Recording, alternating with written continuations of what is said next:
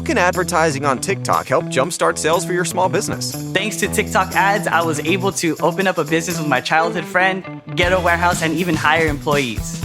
My name is Julian, and I am one of the founders of the Snacks Lab. We are an exotic snack company. We had over $100,000 in sales from our TikTok ads in the first month. So our orders went from 5 a day to over 250 orders a day. You definitely have to use TikTok ads, and you gotta start now. Head over to getstarted.tiktok.com/TikTok ads. I know you want to exercise during pregnancy, but what are you supposed to do and how do you do it safely? We're going to get into that in today's episode with Amy Keifer from Expecting and Empowered.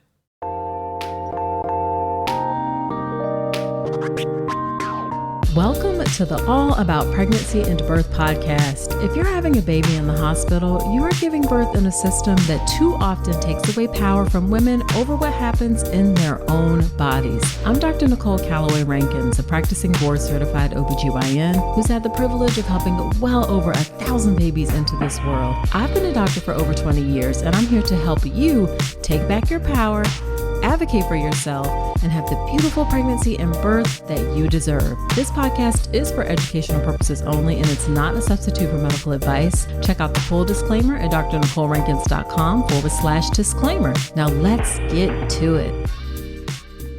Hey there, before we dive into the episode, the Birth with Power Pathway launches in May. And if you're getting ready for your hospital birth, you don't want to miss it. It's the updated version of my online birth course designed to get you calm, confident, and empowered. Hop on my email list now at drnicolerankins.com/email to be the first to know when it's live. Hello there. Welcome to another episode of the podcast. This is episode number 286. Whether it is your first time listening or you've been here before, thank you for spending some time with me today. In today's episode, we have Amy Keifer. After starting her personal training career working with pregnant clients, Amy realized that there were far too many misconceptions still floating around. Expecting and Empowered was created by Amy and her sister, who are on a mission to bring clarity to all things pregnancy, birth, and postpartum. As a mom to 3 little ones born via unmedicated birth, Amy's got the personal experience to help empower the expecting and empowered community. Also, through her combined expertise as a registered nurse, doula, and personal trainer, she's been able to help thousands of women to avoid common aches and pains associated with pregnancy and teach women across the globe how to heal safely postpartum. She's been able to marry her personal passion for motherhood and fitness with education to serve women through Expecting and Empowered on Instagram, where they have over 330,000 followers, the Expecting and Empowered podcast, as well as the Expecting and Empowered home workout app. Amy loves helping women to be the best version of themselves through every step of motherhood. Yes to that. We have a great conversation about whether or not someone should start strength training during pregnancy. Spoiler alert, yes, it's okay. Also, what are some ways to start exercising during pregnancy? What are the benefits of exercise during pregnancy? She gives her tips as someone who's had an unmedicated birth on things to prepare for labor in addition to exercise. She gives some tips for coping strategy. We also clear up some misconceptions that she's encountered. Tons of great information in this episode. And as always, I know you're going to love it. Now, are you on my email list? I definitely want you to hop on my email list because it's a great place for us to connect outside of the podcast. I have some exciting changes coming to my email newsletters that you are definitely going to want to get. One, I'll still continue to do my weekly newsletter where I share tips and information. You'll get the information about the latest podcast episode. But I am adding a monthly email for birth professionals that's going to be doulas, midwives, nurses, physicians about a topic to help us be better. And I think even if you're not a birth professional, that's something that you should be reading too, to know the things that we should be working on.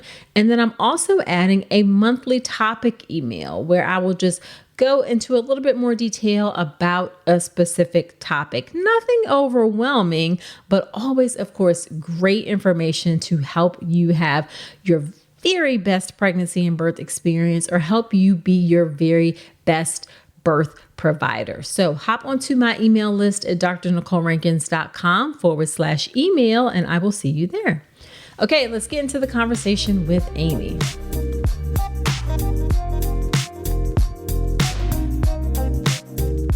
Thank you so much, Amy, for agreeing to come on to the podcast. I know we had some issues with getting us together, but finally we are together. So thank you for being here. Absolutely. It's my pleasure. Yeah. So why don't you start off a bit by telling us about yourself and your work and even your family, if you'd like. Yeah, absolutely. So I own Expecting and Empowered with my sister. We were chatting right before we got started, but we're just 18 months apart. So she's my older sister. And one day, really, after we had both been through pregnancy ourselves, I was actually driving to the gym and I saw a Facebook post. This was back in the days where Facebook was bigger. Right. And it was one of my friends. And she said, "Does anyone know what to do for pregnancy workouts?" And I read the comments below. And to give you a bit of a background, my sister and I both were at the time prenatal certified, postpartum certified. Crystal's a physical therapist. I was a personal trainer, exercise science degree. We had the training. And so to see what other women that were very well-meaning commented, I was like, oh my gosh, we have so much to do when it comes to getting good education out there. Right. When it comes to exercising during pregnancy. So I called my sister on the way back from the gym and we always joke about, she said yes to I said, I think we could put together a program and make this so much easier for women. And she said yes immediately because either of us understood how hard that would be, how much stress it would bring into our lives, the whole process. So we look back and laugh at how easy it was for us to sign up for this. But at the end of the day, we're so thankful because we've now been able to help thousands of women on their path of pregnancy. We started with pregnancy and then our customers were like, you have to do postpartum. Postpartum is actually very confusing for women as well. They're very well-meaning, but they don't know exactly what they can do and when they can do it and what is safe. And they're recovering from this major, major thing that our bodies go through, whether they had a vaginal delivery or a C-section. So then we went down that road because we're always just trying to help women recover and go through this process. So it's kind of funny how easy we kept saying these yeses, but now it's 8 years later and we can't even believe how thankful we are to be in this space alongside women like you who are also trying our best to get good information out to the masses is really at the heart of our business. Absolutely. So yeah, now I can't even believe I have 3 kids. My sister Crystal has 3 kids as well. And so we were building our business while we were, having our family. So we could really go through understanding pregnancy, postpartum, things being much harder than we thought they were going to be. We had all the training. So we were like, we thought we understood it. And then until your body goes through that process, I would say you just can't understand it at the level. We are working mothers. So going through that and not understanding the demand of of course, how does this woman fit in her workouts? She's just trying to survive the day. So making sure our messaging is really inviting and it's not get up at 5 a.m. We've never been that type of business and we never will be. We are not focused on the way a person looks. And our messaging has never been a before and after picture. We're very focused on her health and mental health and physical health. So that's kind of the story of how Expecting and Empowered got started. Yeah, I love that. I love that. It's always admirable to me how people take their own life experiences and then turn it into something serving others. And it's obvious that you come from a place of really caring deeply about helping people, helping women be their best selves. So that's really great. Yeah. Yeah. Now you touched upon your training a little bit, but just expand a little bit. What training have you gone through to do the work that you do? I say this and I ask people this question whenever I have guests on the podcast, experts, because in these days of social media, you know, everybody and their mom or their cousin and their sisters and everybody's on social media giving information and advice. And not that there's anything wrong with personal experience. Of course, personal experience brings a lot to what we do. However, there's people need to know, like, what are you bringing to the table when you say the things that are coming out of your mouth? So what is the information? And I say that for myself too. Like, what training have you gone through in order to do the things that you do? Absolutely. So I'm sure that you'll appreciate this. My sister and I are both what I would call like a forever learner. So I started with an exercise science degree. And I started my career as a personal trainer in Chicago at this big, beautiful gym. Well, I was one of the only female personal trainers. And so then there were pregnant women that needed to be trained. And even though I was younger, I did take an interest. I'm like, okay. Right. So they wanted to pay for me to go get certified. I was like, absolutely. So that was my first certification. Okay. And I did that and I really enjoyed. I was going through the whole process with them. I got to see them from, when they're barely showing until I'm basically sending them off to go have their baby. And I thought it was just so beautiful. And then they would come back afterwards. So that was my start and my interest. And then I actually did go back to school to be a nurse. So I'm also a registered nurse where I got to do a rotation in labor and delivery. And so that's where I really fell in love with that process and being in on births. So then I would go on to become a doula as well. Okay. You're not joking that you're a forever learner. Yeah. So when you go into labor and delivery, you see that the support people really matter. And that woman getting someone on her side to be there with her, what studies show is like that really helps her to have a positive birth experience. And we know that OBs, midwives, nurses, they have to be in and out of the room. Like they have a lot of jobs and they cannot just be right there next to the patient the whole time. I mean, that is just the truth. Right. So the doula she can be in there the entire time. And that's her main job, is actually to support the mom. She doesn't have to worry about what the baby's doing. Like that's someone else's job. So I really liked that. And then when we were starting Expecting and Empowered, my sister is a physical therapist, like I mentioned. She specializes in women's health and orthopedics.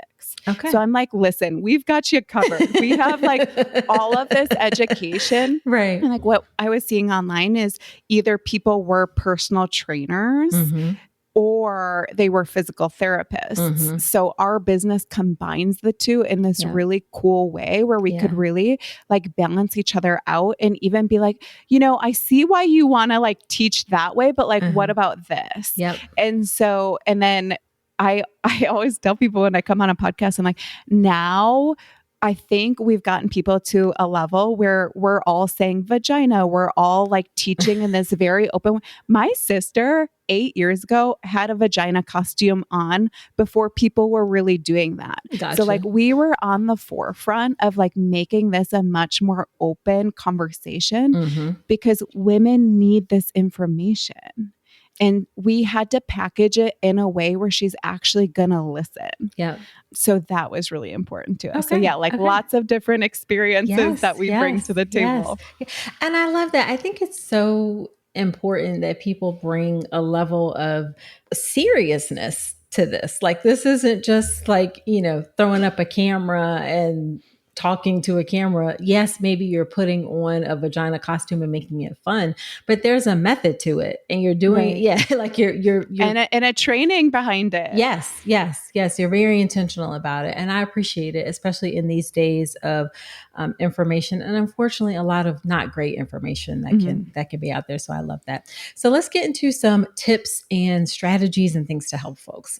First off, let's start off with if someone is new to strength training during pregnancy, what are your thoughts on people beginning strength training while pregnant?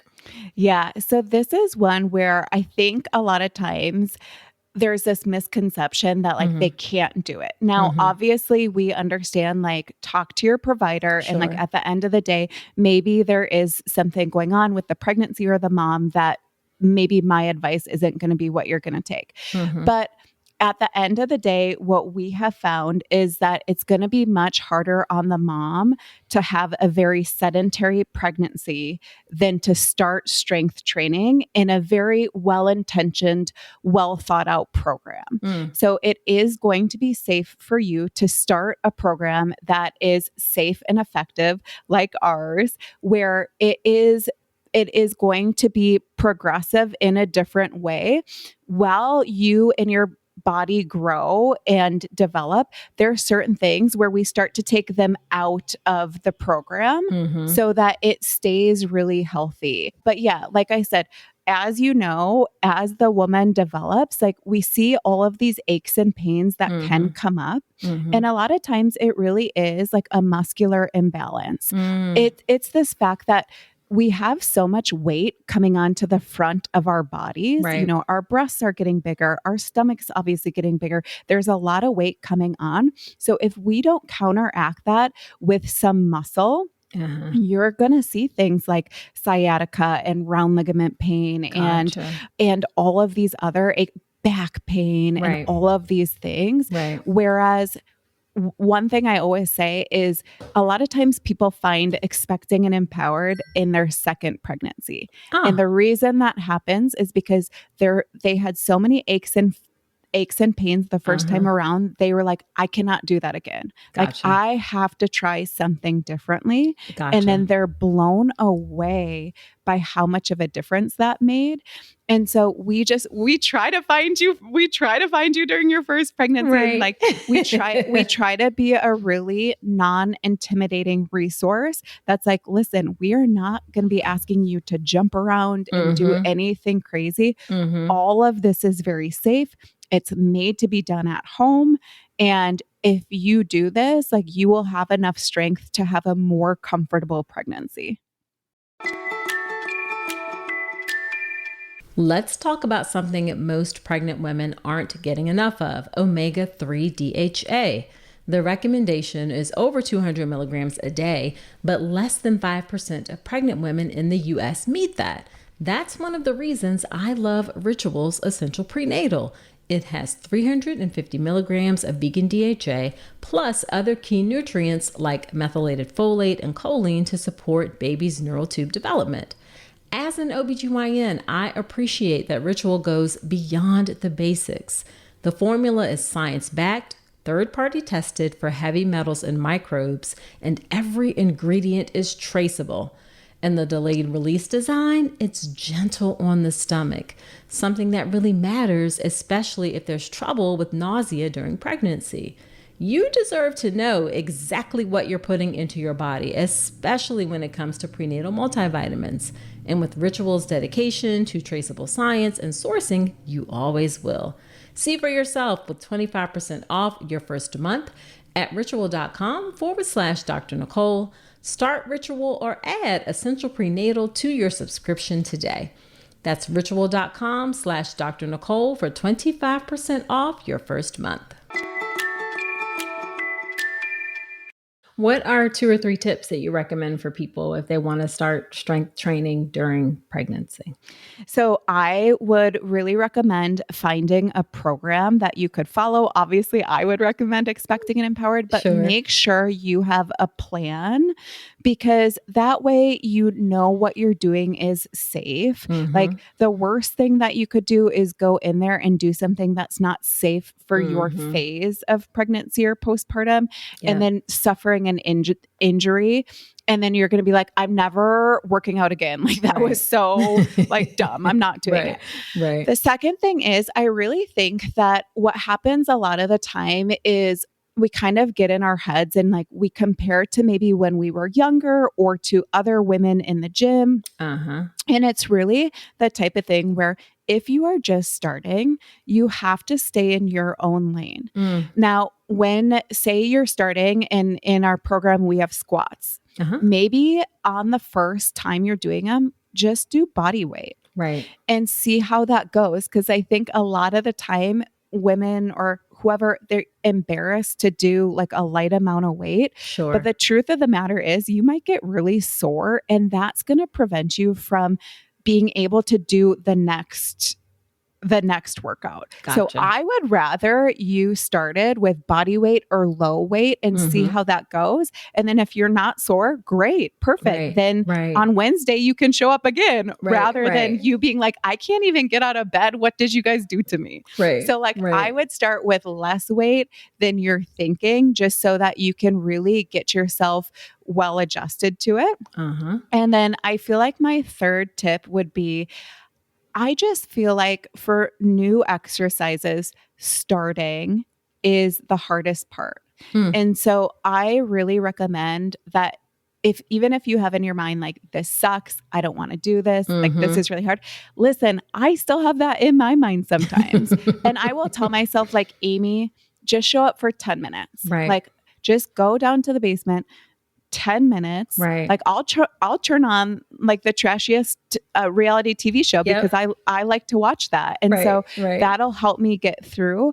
And then before you know it, you're warmed up, 10 minutes has passed, and you're going to stick with it. So I think there's this myth that people that exercise like really love it and they can't wait to do it. And they're just like obsessed. And it's like, no, for a lot of us, we still don't want to do it sometimes. But if you train yourself to show up, even when it's hard, like, you're just going to start to have that be the habit that, like, even if you don't feel like it, you're still going to do it. So I think people, they want to rely on motivation, and motivation is very fraught.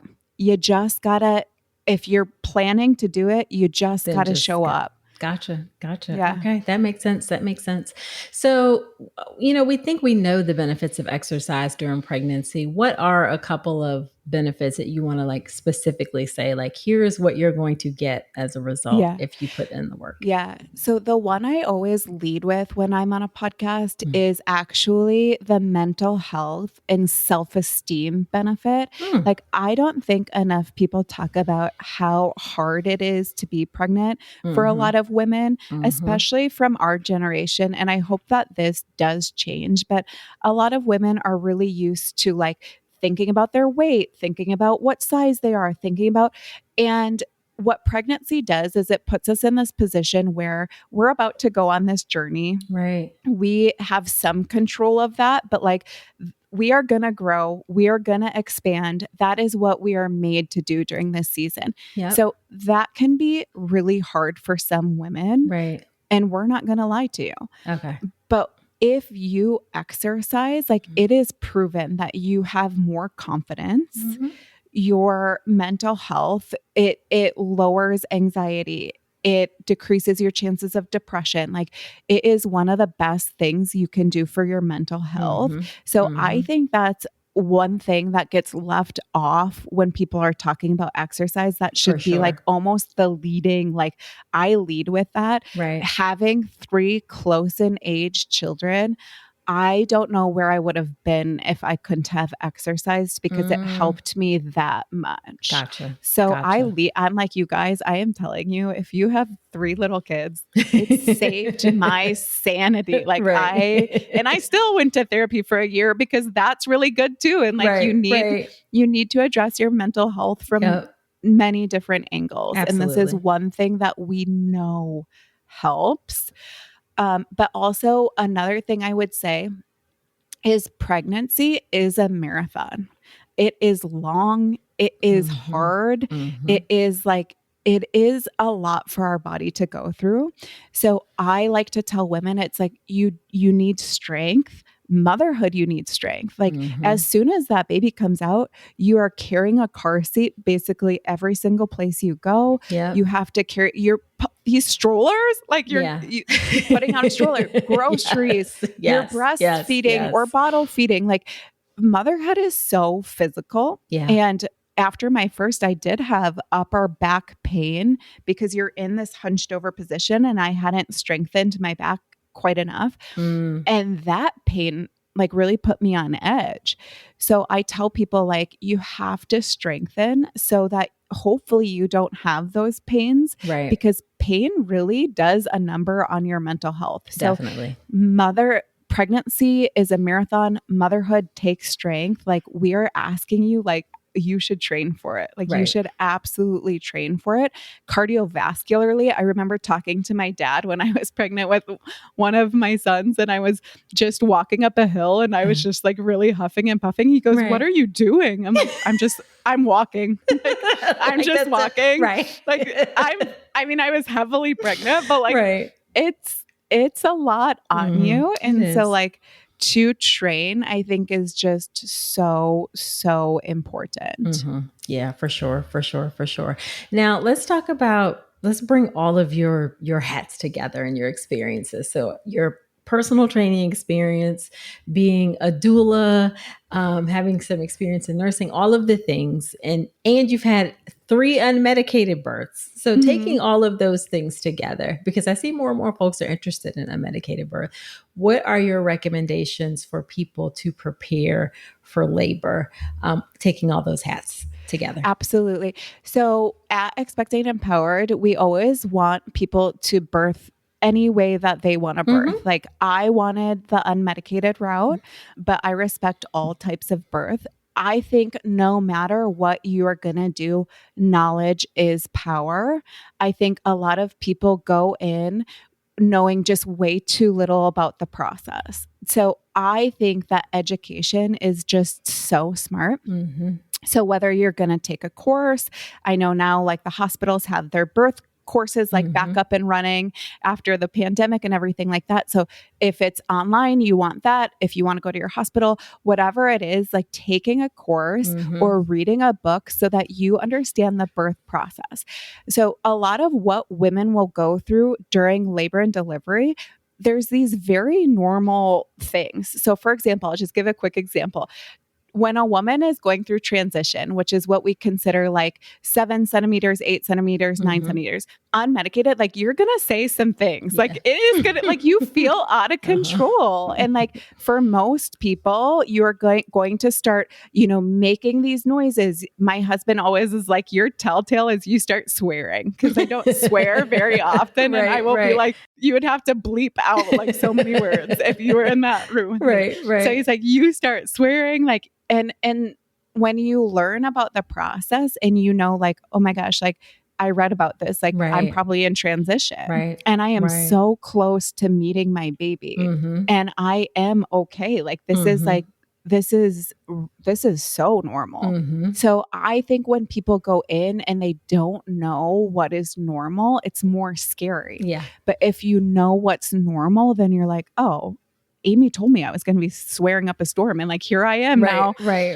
So I just think I think if you can, whoever is going to be in the birth room with you, if you let them know your intentions, if you kind of get them a little bit educated so that they can be a sure and steady presence, hopefully, they know what's normal. They're not freaking out. Like, we don't want anyone in that room like freaking out. Like, we want people to know what is coming so that they just feel really prepared, and so that everyone can enjoy that as much as possible. So my best tip is getting educated. I think the coolest thing about the time we're living in is there's so many ways to do it. Definitely. Listen to a podcast, read a book. I watched documentaries. Honestly, I got on this little run where I was watching YouTube videos of women having babies in their cars. And I don't know why that was my path.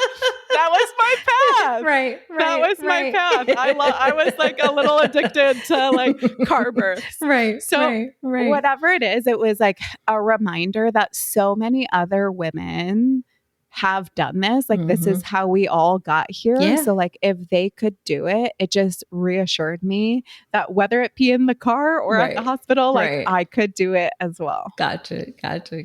So during labor, what types of tips do you recommend to help people cope with contractions? Any movement strategies or what kind of coping mechanisms? Yeah. I think the coolest thing that a lot of people don't know is that you really start to do things just naturally. So it's called like these labor rituals. So in my first birth, I started half squatting at a counter. And like that is just how I was getting through the contractions. I was timing them because that really helped. But then I was breathing in, breathing out. And I knew if I did that 10 times, I was through my contractions. Like that's how long it was lasting. Right. So I just think if you can tell yourself like, okay, this is about 50 seconds. If I just breathe in and breathe out 10 times, like I'm going to be there. And then when that first birth, because I do think the first time that's the most unknown. Sure. So like that could be the one where you're like, okay, I need a little more support. I remember I told my nurse, who was amazing, I told her, I was like, I'm scared. And she goes, Amy, you are doing everything you need to do. You're okay. Like this is going exactly how it's supposed to. She actually recommended that I get in the tub for some pain relief. And I was like, Anne, I don't like to be hot. I don't like to be wet. I don't know. Like, I don't know if I should do it. And she's like, honey, like I just try it. Right. Just try it. And if you don't like it, the good news is you could hop right out. Right. And so thank God she told me to go in because I really found the tub very, very pain relieving. And so I worked through like my hardest contractions in transition in the tub. Okay. So I think trying the things that the people are recommending to you because they've helped so many other people through the process, just being open. Like I honestly don't like being hot. Right. But I tried the water and the water helped me so much. Gotcha. I always recommend water to people. I gave birth in the hospital all 3 times. And I really liked like being in the bathroom and like having the lights low and music on. It's like, I think hospital births kind of get like knocked sometimes, but I'm like, you can actually make that environment feel more like home than I think a lot of people think. Like turn the lights off. Like that helps so much because those lights are really bright. Like if you're in a moment where you can do that. So try to make it your own as much as you can and as much as you want to. Definitely. So part of it then is, it sounds like you had also a supportive hospital environment where they're like, yeah, get in the tub. Yes, we can do, monitoring in the water, those kinds of things. Yeah. I gave birth in Madison, Wisconsin. And when I tell these stories, people are like, okay, it sounds like your city is like really progressive. I would say like, yes, absolutely. And because I am a nurse, I also know how to be an advocate. Like that's half my job is to like stand up. So like, I just think like you work with your medical team. I am not the type of person that ever is like trashing doctors or anything like that. Like everyone's trying to do their job the best that they can do it. Everyone's trying to keep you and your baby safe. But like if you're in a position where the lights can turn down in the bathroom, like no one usually cares. Yeah. So like, just know, like you can ask for things. Like I asked for the string lights to come into the bathroom. I put my own music on. Like you just have to know like what you can and can't do. And usually if you go on the hospital tour or take the course at the hospital, you can ask those questions. Right. And then like all it takes is a question usually. And the nurse is more than happy to accommodate whatever they can accommodate. Yeah, this is so important. It's a lot of what I teach inside my course and my free birth plan classes. Like you're not going to know unless you ask the questions. You can't guarantee that things are going to be a certain way, but you're never going to know if you don't ask. So the more questions you ask and you're able to like advocate for yourself and prepare in advance so things aren't a surprise when you get to the hospital, then it just makes it so much better because the energy surrounding birth is so important. Right. I will tell people like I could bathe you in Pitocin and infuse it through your veins forever. But if your body is like, and you have shut down, it's not going to do anything. So it's just so important to create that environment that's supportive of helping birth happen. Well, yeah. And I just think like online, as we know, things can get like a little bit crazy and it just starts to like kind of pin specialties or people against each other. And I'm like, honestly, I don't like that. Like the reframe is that like everyone is on the same team and you just have to work with your providers. Definitely. And like they usually like want to work with you. Right. So Right. ask for what you want. And I think if you do it ahead of time too, like at those courses, like you'll know, like, do you have a peanut ball? Right. Do you have string lights? Right. Do you allow music? Right. Like, and then versus if you get there and you're getting a bunch of no's, that probably doesn't feel good. Not at all. Not at all. So what is there anything you would say specifically for a first-time mom who is trying to have an unmedicated birth? You know, I think the thing I learned, so at the time I was a nurse and I worked on a floor with about 50 other women. And so when I would mention that I wanted to do an unmedicated birth, basically they were like, oh, just wait until you feel your first contraction. Gotcha. And it's like, there's this very negative connotation around like other women's experiences a lot of the time. And like, even if you don't ask them, like, do you think I can do this? They kind of want to tell you that you can't. Right. So I just think when we're going through these phases of life, like be careful who you let into your thoughts. I learned, I just stopped telling people because I'm like, okay, all of these people are really negative. Like that's not the energy I want. Right. So I could seek out, like there's plenty of accounts that teach really positively about unmedicated birth. Right. So like seek out people that you want to learn from, seek out people that are positive about birth.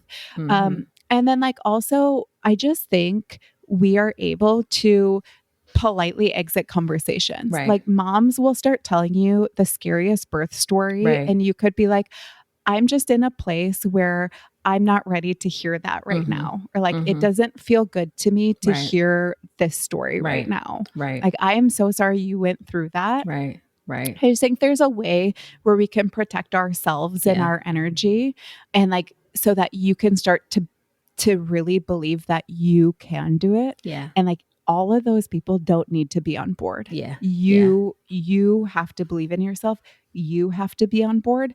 Bonus points if whoever is coming into the birth room with you is on board, and then you are all set. Yeah, definitely. Definitely. That's such an important point about people. I think, people mean well when they're telling you stories, but it can really be damaging to your psyche and like your mental health. Definitely for all pregnant women, but I say this especially for folks, for Black birthing women and people, about a lot of the stories about maternal mortality and how bad it is. And some people get like internalized it so much that they get terrified. And you have to be reminded that actually most people are going to be okay.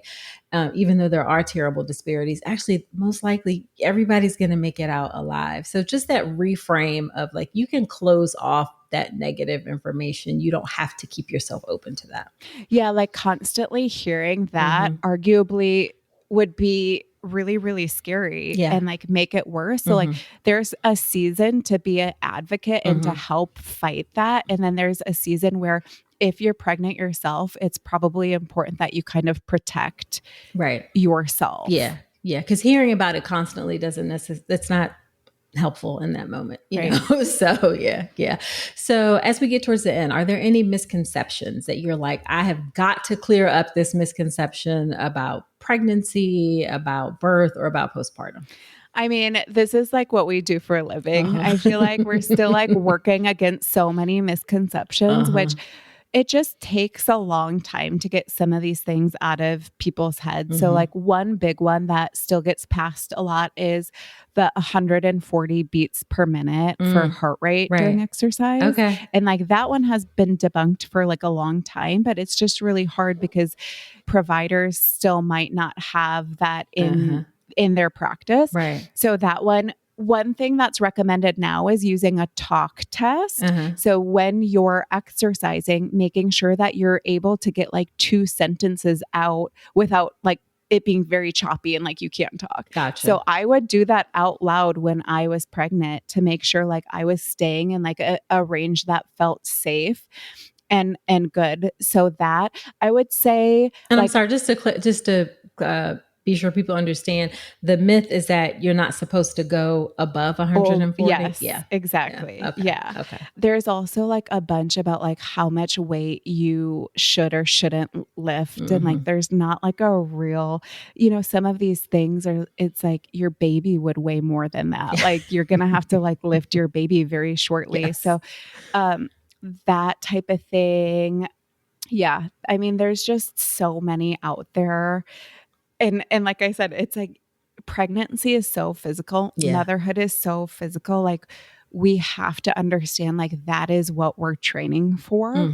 And if you don't have the strength to do it, like that's where we run into things like pelvic organ prolapse, because what happens is if you don't have enough strength, your body compensates in other ways and you can run into some really not ideal things on the back end. So like we want women to have strength. It's so, so important. Yeah, definitely. Definitely. So then as we wrap up, and I ask this of all my guests, what is the most frustrating part of your work? I would say it's kind of what we've been talking about. It's like there's a lot of myths out there. There is a lot of like people that maybe aren't trained enough to say what they say. There's a lot of women that if you like train extreme during pregnancy, like jumping up onto things and like throwing around all of this weight, like for some reason, people really think of that as like, oh my gosh, look at her. She's running a marathon 7 months pregnant. She must know. And it's like, actually, that's probably not like that. That's probably not ideal to do. But like, then she gets credit because she looks like, like she looks like extremely fit. So I would say probably that. Like I want everyone to like have success and be well. And like we know some people can handle more things. But I don't know if for the general population it's the right message. Yeah, definitely. And then on the flip side, what's the most rewarding part of your work? Just like the messages that we get from moms being like, you completely changed my pregnancy. You changed my postpartum. Like, I can't tell you what you did for my mental health. Just, they will send us the nicest messages. And owning a small business is not easy, but like the reward is the people that you get to help. And like, you always have to pull yourself back and read those messages to know why you do it. Yeah, definitely. I keep a little board in my office of like messages from people that I can look at from time to time because sometimes it is challenging. So, and then what is your favorite piece of advice that you would give to an expectant mom? My favorite piece of advice, that's such a good question. I would really say, like at the end of the day, I believe that you are the best person for that baby. And I think we live in a day and age where like you're going to be flooded with so much advice and so much information. But I think I gave away a little bit too much of like my own like knowing because I wanted to do it in the way that everyone was telling me to do it rather than like in the way that felt the best to me. And so like we say, like, we love knowledge. We think you should get very educated, all of that. But at the end of the day, like, you know who you are. And like that baby was born to you for a reason. Yep, absolutely. I agree with that 1000%. Like I will always say, like, I have a lot of knowledge. I have a lot of expertise, but each individual woman is the most important expert on herself. And please bring your own knowledge and expertise to your life because it's crucial. That's how you meld everything together. Yeah. So where can people find you? What do you offer? Tell us about all that. Yeah, absolutely. So the good thing about being an 8-year-old company is we are expecting and empowered everywhere. Our biggest platform is Instagram. We have a podcast too, expectingandempowered.com.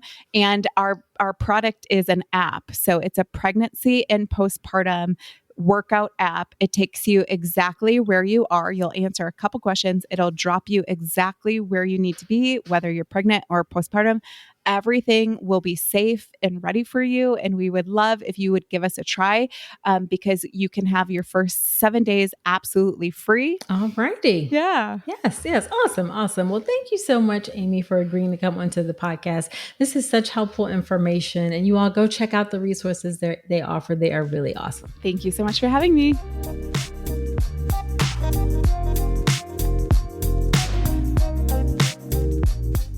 All right. Love that conversation with Amy. Love the community and things that they have built to help moms during pregnancy, birth, and postpartum. Tons of great stuff there. Now, after every episode, when I have a guest on, I do something called Dr. Nicole's Notes, which are my thoughts about the conversation. Here are my Dr. Nicole's Notes from my conversation with Amy.